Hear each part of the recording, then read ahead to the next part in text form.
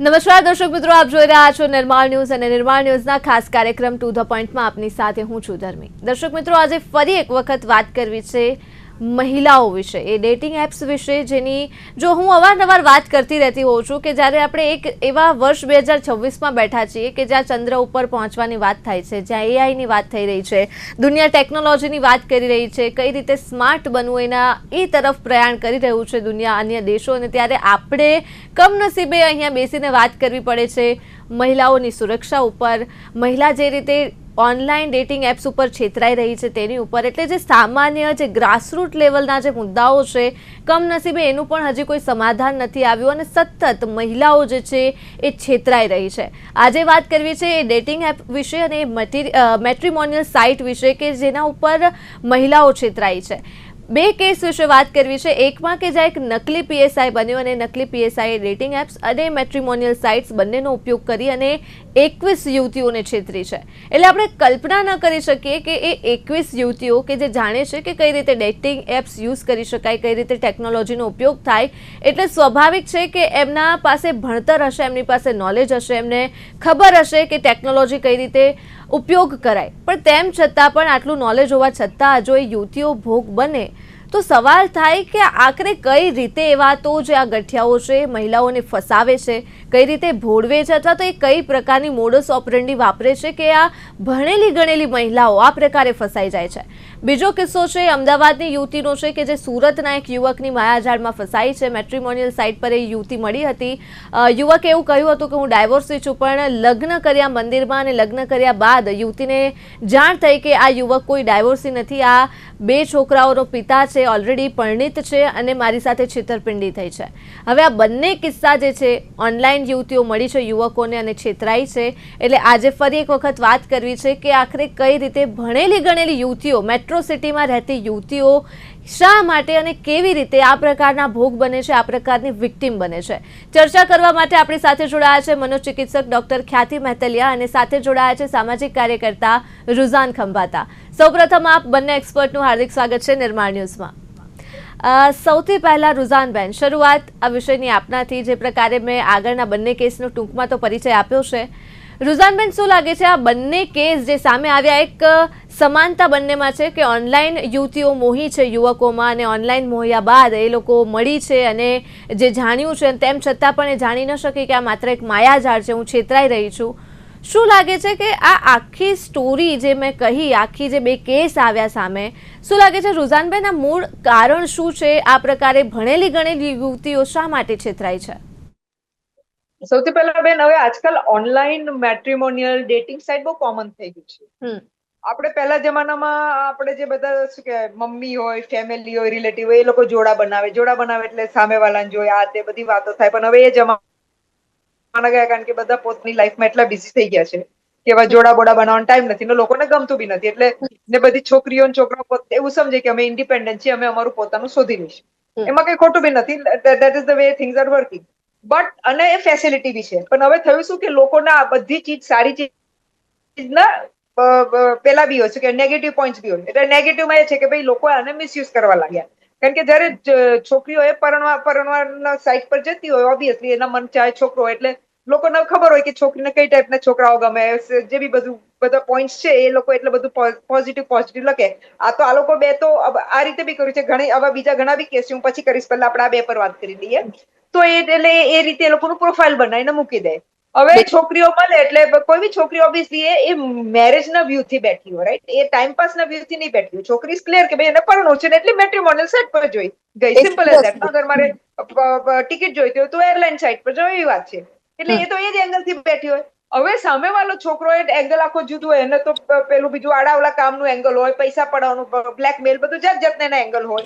એટલે એનું આખું એ જ રીતે ચરિત્ર એટલે પ્રોફાઇલ બનાવીને બેઠો હોય. છોકરી એટલું બધું ઇનિશિયલી તો કોઈ બી ઓબ્વિયસલી હું બી હોઉં તો કોઈ બી છોકરી હોય એ કે બેસીને બધી આરએનડી નહીં કરવાની. અમે એવું લઈને ચાલીએ કે અગર મેટ્રિમોનિયલ સાઇટ છે તો જે મેટ્રિમોનિયલની કંપની આ સાઇટ બનાવે છે એ લોકોની બી રિસ્પોન્સિબિલિટી છે કે જયારે તમે આ સાઇટ બનાવો છો, કારણ કે ઘણીવાર આ લોકો પૈસા બી લે, ફ્રીમાં બી મૂકે ને ઘણીવાર પૈસા બી લેતા હોય કે ભાઈ તમારું પ્રોફાઇલ માટે અમે પૈસા લઈએ છીએ. તો ઇટ ઇઝ ધેર એક્ઝેક્ટલી. એટલે એવું ઘણીવાર આપણે લઈને ચાલીએ જેમ બિઝનેસની સાઇટો હોય બિઝનેસની સાઇટમાં જોઈએ કે ભાઈ એ લોકોએ વેરીફાઈ કર્યું છે કે એમાંય ચીટિંગ થાય છે. હું પછી એ અત્યારે ટોપિક છે નહીં, પણ કમિંગ બેક ટુ ધીસ, એટલે છોકરી ત્યાં છેતરાય પહેલી છેતરાય એ વેબસાઇટ થ્રુ છેતરાય. બરોબર છે, કેમ કે વેબસાઇટ એને મિસગાઈડ કરી નાખી, કારણ કે એને પેલાને ડિટેલ જોઈ નથી.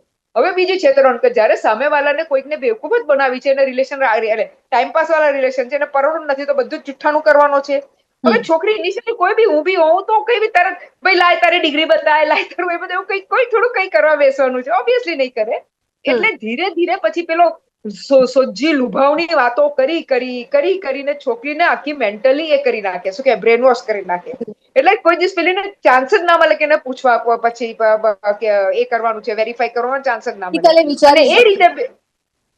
અને એ રીતે બેન પછી આ છેતરપિંડીઓ ચાલુ થાય ને પછી 1-2 વાર કરી એટલે પેલાને ખબર બી પડી જાય કે છોકરીને શું જોઈએ છે, યા શું હોય યા શું ના હોય. ને આ બધી અડધી ઉપર સાયકોલોજીકલ ગેમ હોય બેન. આ લોકો એ સાયકોલોજીમાં બહુ માહિર હોય. છોકરી કોઈ બી એક પોઈન્ટ બોલે એટલે એ લોકો પકડીને સમજી જાય કે આ છોકરીને આવું ગમે છે, આ નથી ગમતું.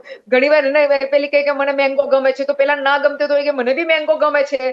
બોડી લેંગ્વેજ હોય, પછી પેલું જે રીતે આ બધું તો ઓનલાઈન બહુ 10માં ફ્રીમાં લોકો શીખવાડે છે કે સામે વાળો આમાં હલાવ તો તમે બી આમાં હલાવ તો તમે સામે વાળાનો કોન્ફિડન્સ ગેઇન કરી શકો. એક્ઝામ્પલ આપી રહી છું. એટલે આવા બધા દુનિયાભરના નાટક કરી નાખે અને છોકરી પરણવાના મૂડમાં બેઠી હોય એટલે એને કન્વર્ટ કરવાની બહુ ઈઝી પડે, કારણ કે હવે તમને મારા જે આપણે પરણવાના મૂડમાં ના બેઠો હોય કોઈ છોકરો સામેથી વાત કરતો થોડા આપણે લલચાઈ જવાના છે, ફૂસલાઈ જવાના છે, ના. પણ પેલી તો એ જ મૂડમાં બેઠી છે, બધું વાંચી ચૂકી છે, એટલે આ રીતે છોકરીઓને એ લોકો બેવકૂફ બનાવે અને આ રીતે એ લોકોને છેતરપિંડી થાય. જી બેન, ખૂબ સાચા પોઈન્ટ વાત કરી છે આપે રુઝાનબેન. શું કહેશો ડોક્ટર ખ્યાતિ, ખાસ કરીને જે સાયકોલોજીકલ વાત કરી છે રુઝાનબેને, ખૂબ જ સાચી વાત કરી છે. એ લોકો જાણતા હોય છે એટલે એક પ્રેક્ટિકલ જે વિચાર હોય ને યુવતીઓનો ઓલમોસ્ટ એમ કહે કે મરી પરવાર્યો હોય. જ્યારે યુવક સાથે વાત કરતી હોય ત્યારે પ્રેક્ટિકલ વિચારે જ નહીં. જે પ્રકાર રુઝાનબેને વાત કરી એટલે એ લગ્નના જ મૂડમાં બેઠી હોય. એની માટે સામે જે યુવક છે એ મૂર્તિઓ જ હોય છે કે બસ હવે કંઈક વસ્તુ અમુક પોઈન્ટ્સ જે છે મુદ્દા મેચ થાય, મારી માંગણી સંતોષાય અને બસ આપણે લગ્ન કરી લઈએ. એટલે એક તો આ મેન્ટાલિટી જે યુવતીઓની હોય છે એ પણ ક્યાંક નડતી હોય છે. પણ તમને શું લાગે છે કે આ આખી જે વસ્તુ જે આપણી સામે આવ્યા છે, આ વિક્ટિમ્સ બની છે એટલે યુવતીઓ, ભણેલી ગણેલી યુવતીઓ આખરે કઈ રીતે છેતરાય છે? ખરેખર જે રીતે રુઝાનબેને કીધું ને કે ફેસિલિટી વધી છે, જ્યાં ફેસિલિટી વધે છે ત્યાં ફ્રોડ પણ વધે છે. હવે જે ફ્રોડ કરનારા લોકો છે ને, જે એ આગળ વાત થઈ એ પ્રમાણે એ લોકો આ લેડીઝની સાયકોલોજી બહુ સારી રીતે સમજતા હોય છે અને દરેક વ્યક્તિની બેઝિક ઇમોશનલ નીડ્સ તો હોય જ છે, ચાહે ગમે તેટલા ભણેલા હોય, સ્માર્ટ હોય, ડિગ્રી વાળા હોય, બુદ્ધિશાળી હોય, પણ તે છતાંય કે કોઈ મને અપનાવે, કોઈ મને સ્વીકારે અને મારું કોઈક જીવન સાથી હોય જેની સાથે હું બધું જ શેર કરી શકું, જેને હું એકદમ બ્લાઇન્ડલી ટ્રસ્ટ કરી શકું, આવી નીડ દરેક વ્યક્તિની હોય અને ફિમેલ્સની થોડી વધારે હોય. જે સામેવાળી વ્યક્તિ છે, જે ફ્રોડ કરનારી, એ આ બધી નીડ્સ બહુ સારી રીતે સમજતું હોય છે અને જેમ એમણે કીધું, જેને આપણે છે ને લવ બોમ્બિંગ પણ કહીએ, કે છોકરીને જે જોઈતું હોય ઇમોશનલી, એને જે જોઈતું હોય, છોકરો પહેલેથી એ જ બધું એને પીરસતો જાય એટલે છોકરી એવું માનવા જ માંડે છે કે આ વ્યક્તિ મને ખરેખર પ્રેમ કરે છે. અને એ જ્યારે એવી રીતે ભાવનાત્મક રીતે એકદમ જ એમાં ડૂબી જાય છે, એ પછી એની બુદ્ધિને એ વસ્તુમાં એ ક્યાંક વચ્ચે આવવા જ નથી દેતી. આપણે જે રીતે બ્રેનમાં પણ કહીએ સાયન્ટિફિકલી કે બ્રેનની આગળનો જે ભાગ છે પ્રીફ્રન્ટલ કોર્ટેક્સ, એ તમારું બધું લોજિક, બુદ્ધિનું, તર્ક વિતર્ક એ બધું જોતું હોય ને અંદર અમિગડેલા છે જે અંદરની બાજુ હોય, એ ફક્ત ઇમોશનલી જ કામ કરતું હોય. તો જ્યારે ઇમોશનલી એટલી વ્યક્તિ એમાં ઇન્વોલ્વ થઈ જાય તો પછી ત્યારે પ્રીફ્રન્ટલ કોર્ટેક્સ બિચારાને બેસાડી દેતું હોય. એટલે જ ઇમોશનલી ઘણા બધા આવા નિર્ણયો લેવાઈ જતા હોય કે જે ખોટા હોય, લોજિકલી જોઈએ તો બંધ ના બેસતા હોય, પણ તે છતાં ઇમોશનલી આવા રોંગ ડિસિઝન્સ લઈ લેતી હોય છે યુવતી, ભલે ભણેલી હોય. બિલકુલ, એટલે સાચી વાત છે. એટલે યુવતી એ ન માંગે, યુવક જો કહી દે કે હું પીએસઆઈ છું તો પછી એ માની જાય છે કે એ યુવક પીએસઆઈ જ હશે. પછી ત્યારે કોઈ આધાર પુરાવા એ યુવતી માંગતી નથી કે ભાઈ તું સાચેમાં પીએસઆઈ છે કે નહીં. અને એ જ કિસ્સો જે સામે આવ્યો, હા, એની કલ્પનામાં એ વ્યક્તિ જેવો જોવા માંગે છે અને એને કીધું એવો છે, તો પછી એને ચેક કરવાની જરૂર જ નથી લાગતી, કારણ કે બસ એ માની જ લીધું છે એને કે મારા સપના સાચા પડ્યા. બિલકુલ, આ તો આજે આપણે 3 જણ લોકો બેસીને વાત કરી રહ્યા છે કે આધાર પુરાવા માંગે, પણ એ જે સિચ્યુએશનમાં જે યુવતી હોય છે, જે મહિલાઓ હોય છે, એ ત્યારે નથી વિચારતી કે આ ખરેખર પીએસઆઈ હશે કે નહીં, આની પાસેથી કોઈ આધાર પુરાવા માંગવું કે નહીં, ત્યારે એ નથી વિચારતી. રુઝાનબેન, આ આખી જ જે બંને કેસ સામે આવ્યા છે ને, આવા તો અઢળક કેસ છે રુઝાનબેન. આપણે હંમેશા વાત કરતા જ રહેતા હોય છે કે મહિલા જે છે એ ખૂબ જ ઇમોશનલ હોય છે, ખૂબ જ લાગણીશીલ એનું મગજ અને મન બંને હોય છે. તો આ લાગણીશીલ જે મહિલા છે એ આ પ્રકારે છેતરાય, અને સૌથી મુખ્ય જે કારણ છે એ છે લગ્નનું પિયર પ્રેશર. એટલે યુવતી ઉપર એ પ્રકારે સમાજ દ્વારા એક પ્રેશર બનાવવામાં આવતું હોય છે કે હવે લગ્નની એક ઉંમર થઈ ગઈ છે, લગ્ન કરવા જ પડશે. એટલે એ પણ એક ફેક્ટર છે કે જે યુવતીના મગજમાં કન્ટિન્યુ હોય છે કે ભાઈ એક આલામ કહેવાય ને કે વાગતું હોય મગજમાં કે હવે લગ્ન કરી જ લેવા પડશે. કેમ કે આપણે જાણીએ છીએ કે સમાજમાં જે પ્રકારે માનસિકતા ઊભી થાય છે કે યુવતીઓએ આ પર્ટિક્યુલર ઉંમર પર પરણી જ લેવું પડશે. રુઝાનબેન, શું લાગે છે સમાજનો કેટલો હાથ હોય છે યુવતીઓનું બ્રેઇન વોશ કરવામાં, યુવતીઓને દબાણ આપવામાં કે ભાઈ તમે મોડા પરણશો તો ચાલશે, પણ આ પ્રકારે કોઈના પર વિશ્વાસ ન મૂકો, આરામથી પરણો, તમારી પાસે સમય છે, કોઈ પણ ઉંમર નથી હોતી લગ્ન કરવાની. આ માનસિકતા કમનસીબે હજી નથી આવી. સમાજની કેટલી ભૂમિકા યુવતીઓને આ પ્રકારે લગ્ન માટે દબાણ કરવાની? સમાજ કરતા વધારે લાવો કે સમાજ is also responsible. Family member કરે, તારી નાની બેન, અરે તારી મોટી બેન રહી ગઈ, અરે તું પરણી જા નહીં તો તારી નાની બેન રહી જશે. એટલે રિલેટિવ્સ બધા જ આવી ગયા સમાજમાં. Correct, right. એટલે એ લોકોને સૌથી વધારે પ્રોબ્લેમ થઈ જાય. પણ જયારે આ થાય છે ત્યારે એ લોકો છોકરાઓ બી બતાવવાનું ચાલુ કરે છે. એ મેં નોટ કરી છે ઘણી વાર. પછી પેલી જોઈ ના જોઈ અલગ વાત છે. એટલે મને આ પર્ટિક્યુલર પોઈન્ટમાં અગર હું આજે પરણવાના પોઈન્ટ પર છે તો ઘણી વાર છોકરી થોડી ડેસ્પરેટ એટલે થઈ જતી હોય કે એને એના જે સગા સંબંધીઓ છોકરા બતાવે એની ક્લાસના ન હોય, એને ગમતા ન હોય, અને એને એનો મન ચાહે જોવો છોકરો શોધવો હોય, એટલે એ પછી ઓનલાઈન જાય શોધવા. બીજે તો કઈ આમ બીજે ક્યાં જાય? ઓબ્વિયસલી એક તો સમાજના જે પેલા એ હોય, શું કહેવાય, મેળાવડા હોય, એક એમાં હોય, યા બીજા આવી રીતે ઓનલાઈન જોવું પડે. ઓનલાઈનમાં અત્યારે એ લોકોને ફેસિલિટી મળી છે કે ભાઈ દુનિયાભરનો છોકરો જોવા મળે.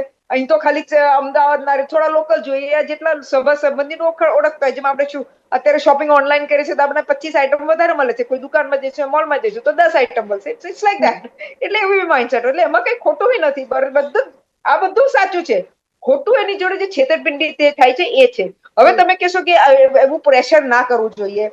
પ્રેશર તો વર્ષોથી ચાલી આવ્યું છે. મારાથી એવું ફેમિલી મેમ્બરને એવું કહેવાય નહીં કે ભાઈ તમે પ્રેશર ના કરો. કારણ કે બધા મા બાપ એવું ઈચ્છતા હોય કે એની છોકરાને કે પેલા એ લોકોનું શું માઇન્ડસેટ છે, થોડાનું માઇન્ડસેટ જે છોકરી સેટલ થઈ જાય એટલે અમારી રિસ્પોન્સિબિલિટી પતી ગઈ. ભલે પેલી બિચારી કમાતી હોય, ઘર બી ચલાવતી હોય, પણ તો બી સેટલ થઈ જાય.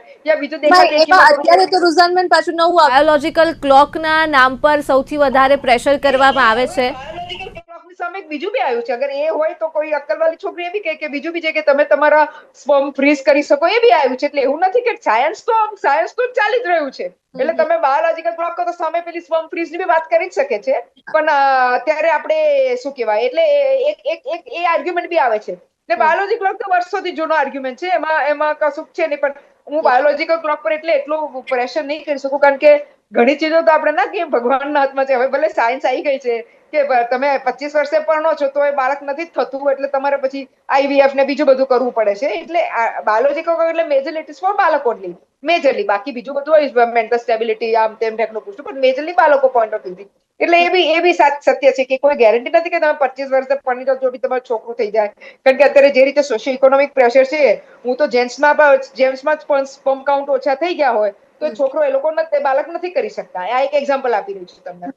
કમિંગ બેક ટુ આ પર્ટિક્યુલર પોઈન્ટ પર આપણે જે ટોપિક છે એ થાય છે શું કે જયારે છોકરી હવે સી પેલો કે હું PSI છું, એવું બધું મુચ્છડ હોય, એવું બધું હેરકટ બેરકટ હોય. ઘણા લોકોને મેં એવા જોયા છે. પાછા કઈ ના હોય પણ આમ બતાવે કે આમ પોલીસ વાળા છીએ, યા ડી સ્ટાફ છીએ, યા ડી સ્ટાફ એટલે ડિટેક્શન સ્ટાફ, જે બી પોતાની જાતે CID BID જાતનું ગણતા હોય. હું તો કહું પેલી એકવાર પૂછી લેતી હશે ને તો એ પાછો પેલા તો સ્ટોરી કરતા જ આવડે છે કે ડી સ્ટાફ છું ને છુપો છું ને ધુરંધર છું ને. આજકાલ તાબી નવું ચાલ્યું છે ને અમે ધુરંધર છીએ ને ઇન્ટેલિજન્સ છીએ, બધું ધ્યાન દેતી. જે માણસને જુઠ્ઠું કરવું છે ને બેન, એની કોઈ અંત જ નથી, તમને કહી દઉં.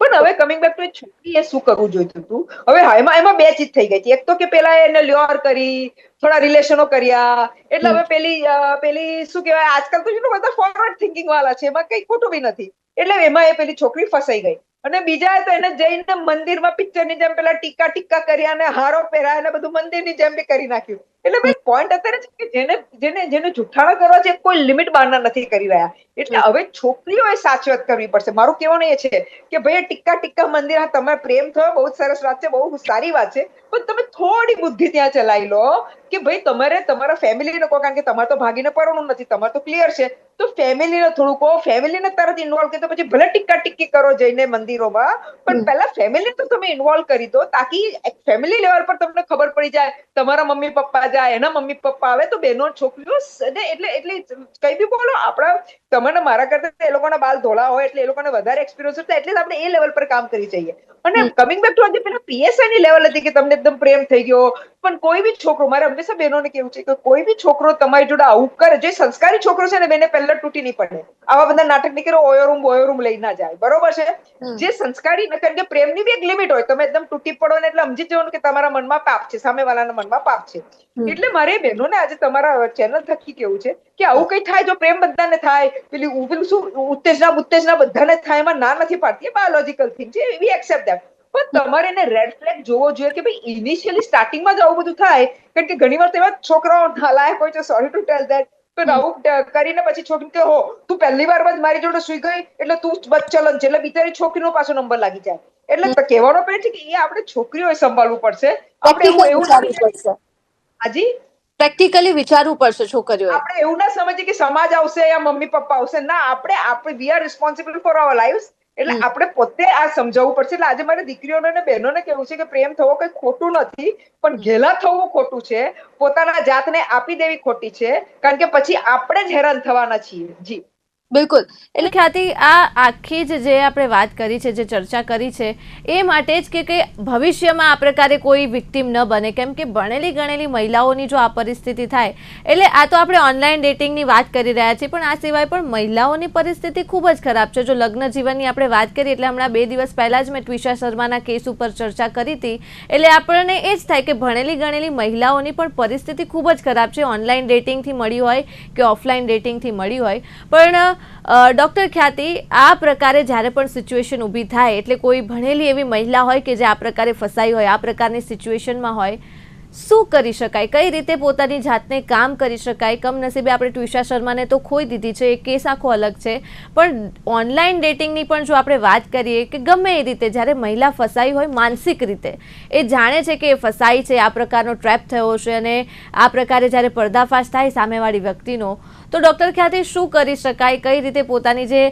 મનોબળ જે ભાંગ્યું હોય ત્યારે મહિલાનું, એ કઈ રીતે પાછું સમેટી શકાય? અને સૌથી તો મહત્વનો મુદ્દો એ જ છે કે આવી સિચ્યુએશનમાં મેન્ટલી કઈ રીતે સ્ટ્રોંગ રહી શકાય? આવી રીતે જ્યારે મહિલા ફસાઈ ગઈ અને એને ખબર પડી, એના ભ્રમ ભાંગી ગયા, ત્યારે એક તો એને બહુ જ દુઃખ થશે. 2-3 ફિલિંગ સાથે આવશે ત્યારે. એક તો એણે જે એના પેલા સપનાઓનો જે પ્રેમ હતો કે એ સપનું તૂટી ગયું. એક દુઃખ તો એને એનું છે કે હું જે આ પ્રેમ સમજતી હતી, આ પ્રેમ નથી. પછી બીજી વસ્તુ કે હું આવી રીતે કેવી રીતે ભોળવાઈ ગઈ ને હું કેવી રીતે છેતરાઈ ગઈ. પોતાની જાત માટે એને ગ્લાનિ પણ થતી હશે. અને ત્રીજી બાજુ ગુસ્સો પણ આવતો હશે કે આ વ્યક્તિ મારી સાથે આવું કરી કેવી રીતે જાય. હવે કરી કેવી રીતે જાય, ગુસ્સો આવતો હશે કે હું હવે આને આમ કરી કાઢું, તેમ કરી કાઢું. તો હવે જો પર્દાફાશ થઈ જ ગયો છે, વ્યક્તિ પકડાઈ જ ગયો છે, તો પછી લો એટલે જે આપણી કાનૂની વ્યવસ્થા છે એ આપશે એને ન્યાય. આપણે ન્યાય આપવા એટલે આપણે એ રીતે વિચારી શકાય કે આપણે જઈને એને મારવો નથી, જેને જે કરવું હોય એ બધું કરશે, પોલીસ ને જજ ને બધા ભેગા થઈને. હવે આપણે કેમ છેતરાયા, અને બીજી વસ્તુ કે આપણો પ્રેમ સાવ મતલબ ખોટો નીકળ્યો, એ ગિલ્ટ અને એ પેલું હાર્ટ બ્રેકિંગ, એ બંને સાથે જે ડીલ કરવાનું છે ને, તો એ હાર્ટ બ્રેકિંગમાં એવું હું કહીશ કે જે રીતે રુઝાનબેને પણ કીધું કે પ્રેમ બધાને થાય છે, પણ પ્રેમ એક હું તમને જસ્ટ એક શેર કરું.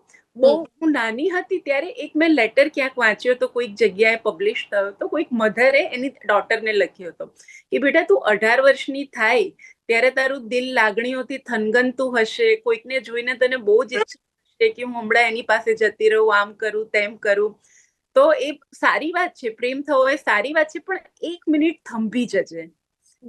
આગળ પગલું મૂકતા પહેલા 1 મિનિટ થંભી જજે અને વિચારજે કે શું આ પગલું યોગ્ય રહેશે, આ વ્યક્તિ યોગ્ય છે, જે ફિલિંગ્સ મારા મનમાં છે સામેવાળાના મનમાં પણ એ જ ફિલિંગ્સ છે કે કંઈ બીજું છે. એટલે ત્યારે તો ઓનલાઈનનો જમાનો પણ નહોતો, તો પણ એક માં આટલી સરસ શિખામણ દીકરીને આપતી હતી. આ જ વસ્તુ હું બધાને કહેવા માંગીશ કે તમારે આ કરવા જેવું હતું, પણ એકવાર થઈ ગયા પછી આપણે કરવા જેવું હતું એ કહેવાનો પોઈન્ટ નથી. પણ બીજી સ્ત્રીઓ માટે કે છોકરીઓ માટે આ હું કહું છું કે તમે પણ 1 મિનિટ થંભી જજો અને વિચારજો. હવે આ જે ફસાઈ ગયા છે એ બહેનોની વાત કરીએ તો એક વસ્તુ સમજવી પડશે કે પ્રેમ, જે સપનાઓનો પ્રેમ આપણે વિચારીએ છીએ, એ જે પિક્ચરોમાં બતાડે છે કે સિરિયલ્સમાં બતાવે છે, એ ખરેખર પ્રેમ એવો નથી હોતો. એ જે પેલી સામેવાળી વ્યક્તિ આપણને સપનાઓ બતાવ્યા હતા કે હું તારા માટે તારા તોડી લાવું ને ચાંદ તોડી લાવું ને, એકચ્યુઅલી પ્રેમમાં એવું બધું નથી હોતું. પ્રેમમાં લાગણી હોય છે, હૂંફ હોય છે, પણ આ બધી જે પેલી કલ્પનાની જે વાતો બધું કર્યું હોય તો એ હોતું નથી. એટલે એક તો તમારી આઈ ઓપન કરો, એટલે તમારી જે ભ્રમ છે પ્રેમ બાબતે એ તમારો ભાંગ્યો, તો એ તમને એક વસ્તુ શીખવા મળી કે હવે રિયાલિટી ચેક તમને મળ્યું કે હવે ફ્યુચરમાં તમે બીજા કોઈ પણ રિલેશનમાં જાઓ તો તમારે શું જોવું અને તમારે શું ચેક કરવું કે આ વ્યક્તિની ફિલિંગ્સ રિયલ છે કે નહીં, એની તમને એક રિયાલિટી ચેક મળી. એટલે તમને કંઈક શીખવા મળ્યું. તમે એવું જ વિચારી અને આગળ વધો, જે થઈ ગયું એ તો થઈ ગયું, પણ હવે એમાંથી કંઈક તમને એક પાઠ મળ્યો, તો હવે ફ્યુચરમાં તમે તમારા રિલેશન્સ બીજા સારા અને જેન્યુઇન બનાવો.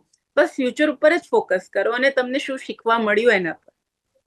બિલકુલ. એટલે ત્યાંથી આ આખી ચર્ચામાં આપણે જો સોલ્યુશનની છેલ્લે વાત કરીને જઈએ, આપણે ચર્ચાને ખતમ કરીએ છેલ્લે સોલ્યુશનને લઈને, તો જે ડેટિંગ એપ્સની ઇન્ડિયામાં જો આપણે વાત કરીએ તો જેમ રુઝાનબેને શરૂઆતમાં જ કીધું હતું કે ડેટિંગ એપ્સ કેટલા સેફ છે એ પણ એક મહત્વનો સવાલ છે. ઇન્ડિયામાં કેટલા રૂલ્સ છે, વેરિફિકેશન જ્યારે થાય છે ત્યારે યુઝર રિયલ છે કે ફેક છે એ પણ એક મોટો સવાલ છે.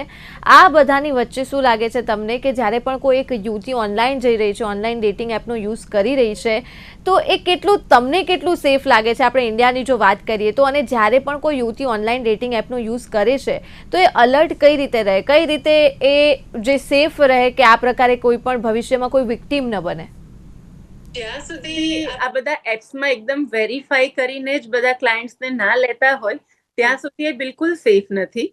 અને તમે ધારો કે ઓનલાઈન જાઓ પણ છો તો પણ હું એવું જ કહીશ કે તમે ફેમિલીને લૂપમાં રાખો. એવું નથી કરવાનું આપણે કે ફેમિલી સાથે નથી બનતું કે ભાઈ તમારા વિચારો મારી સાથે નથી મળતા એટલે તમે રીતે રહો, હું મારી રીતે શોધીશ, એવું નહીં. તમને ધારો કે ઓનલાઈનમાં જવું છે તો એમાં પણ તમે ફેમિલીને લૂપમાં રાખો.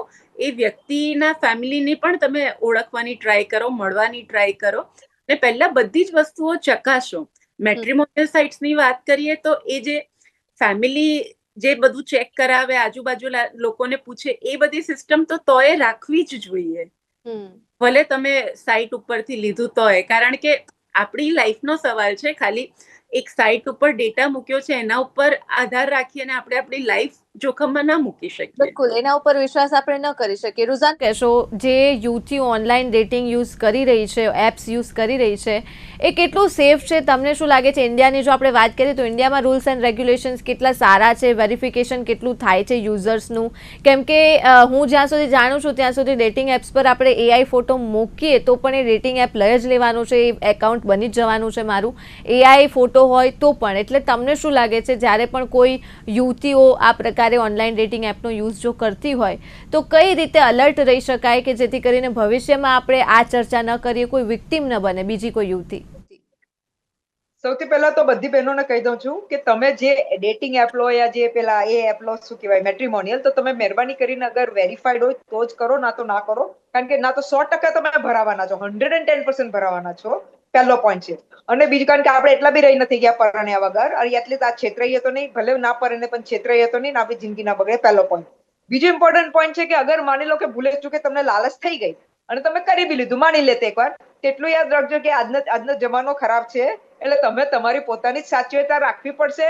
એકદમ પેલો મેં આઈ નહીં છે બધા મોહી ના જાઓ, પ્રેમ પ્યાર ના થઈ જાય, બધો એકદમ પીએસઆઈ છે તો ઓહો હો ભલે મુચ્છી મોટી હોય કે જે બાળ નાના હોય જેવી બધા લોકોના નાટક દુનિયાભરના હોય બતાવવા માટે તમે મોહી ના જાઓ ને સ્લો સ્ટેપ્સ લો અને એવરી ટાઈમ ફેમિલીને ઇન્વોલ્વ કરી દો તો તમે એટલીસ્ટ ફેમિલીને ઇન્વોલ્વ કરવાથી તમે મેન્ટલી બી સેફ રહેશો ને I am sure physically be safe રહેશો. જી બિલકુલ. એટલે કોઈને જાણ હોય, તમે ફેમિલી ફ્રેન્ડ્સ જે પણ હોય એમને જાણ હોય કે તમે શું કરી રહ્યા છો, કયા પર્સનના કોન્ટેક્ટમાં છો, કોની સાથે વાતચીત કરો છો, કોને મળો છો, એ સૌથી વધારે સેફ ઓપ્શન છે આ પ્રકારે બચવા માટે. બીજું બી થાય ને આપણે સેકન્ડ થર્ડ માં કેમ કે ના મારા મમ્મી પપ્પા કે છે કે તારા મમ્મી પપ્પાને મળવાનું છે, બસ ત્યાંથી જ ચાલુ કરવાનું, ત્યાં જ અટકી જવાનું, મમ્મી પપ્પા ચાલુ કરી દેવાનું, પતી ગઈ વાત ને. એટલે પેલો કઈ ના પહેલા આપણે મળી લઈએ તો હા મારા ઘરે આવી જા બેહી જા તો આપણે ઘરે મળી લઈએ, એવું બી તો કરાય ને. તમારે ગાર્ડનમાં જવું પડે, ઓયો રૂમ જવું પડે, દેટ મીન્સ કે તમે લેડીઝ માં બી કઈક છે કે ભાઈ તમારે એકદમ ગાર્ડન નો ઓયો રૂમ જવું પડે. જી બેન બિલકુલ સાચી વાત છે આપની.